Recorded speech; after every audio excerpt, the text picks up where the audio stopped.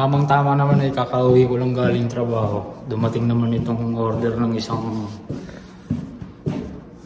isang kaibigan, kabatch. At na matagal ko nang hindi nakikita mula nung nag-graduate kami ng college.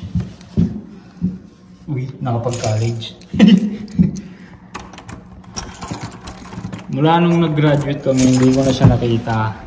Pero ngayon, nandito na rin siya sa Canada. Nakita niya na nagpapa-order ako ng sapatos. Ayan, nagpasabay siya ng isa, pang laro niya daw. At eto, sasamahan natin ng jersey. Sasamahan natin to ng jersey bago ipadala sa kanya. Ipapackage natin. Ayan. Ganyan na rin yan. Ibabalot ko lang yung jersey dyan sa loob. Ito na yung magiging box niya mismo. So ito na, Gary Boy. Ito na yung order mo. Papadala natin to soon. Baka bukas. Okay. Siyempre, salamat din sa order na to. Alright guys, unboxing naman natin ngayon itong pina-order sa akin na aking kabatch. Mula pa nung high school, college, hanggang sa nag-graduate kami, hindi na kami nagkita. Tapos sinurpresa niya ako. Ayan, magpa-order pala siya ng panglaro niya. Dahil nakapunta na rin siya dito sa Canada. Ayan, nagpa-order siya sa atin ng Yanis Freak 5.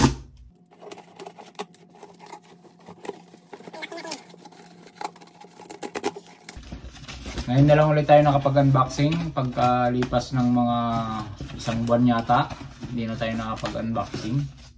Para sa mga hindi pa nakapag-follow sa ating Facebook page, Snake Goods. Pinalitan ko na yung aking Facebook page ng Snake Goods. Para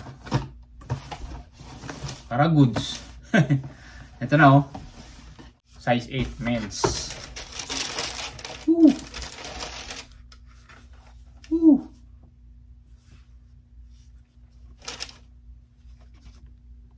Iyan. Ganda, di ba?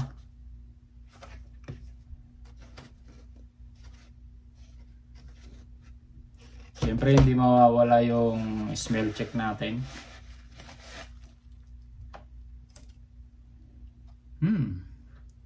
Size check. Size 8, good. Maganda, kulay blue yung insole niya. Ang kabila. Nice. Smell check. Size check. Good. Ganda. Yan sa mga gusto na ito. Parang ano siya, Oreo. Oreo na kulay. Yan o, lalo yung outsole niya, Oreo na Oreo. So sa mga gusto na ito, PM nyo lang ako. Yung mga wala pang panglaro dyan. Ito na yon para sa inyo. Mura na po yan mga kaibigan. PM nyo lang ako pag gusto ninyo. At pag-usapan natin ang presyo. Siyempre. Meron pa akong mga on-hand dyan na hindi pa na-re-release. So ito na yung sapatos mga kaibigan. Gaya nga ng sinabi niya, aalbor siya ng jersey. Kaya ilagay na natin yan dyan. Para mapadala na natin bukas sa kanya dahil siya ay taga Halifax. Ayan, masasarap ba? Ayan, okay na, papadala na natin yan bukas.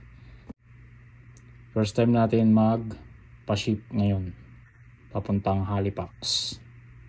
Okay, so mga gusto umorder ng mga panglaro, iba't ibang sneakers, check nyo lang yung aking mga pinupost sa Facebook page. Check nyo lang yung aking Facebook account, Manuel Jr. Umrog. Yan, madaming sneakers na tayong pinost dyan. Okay.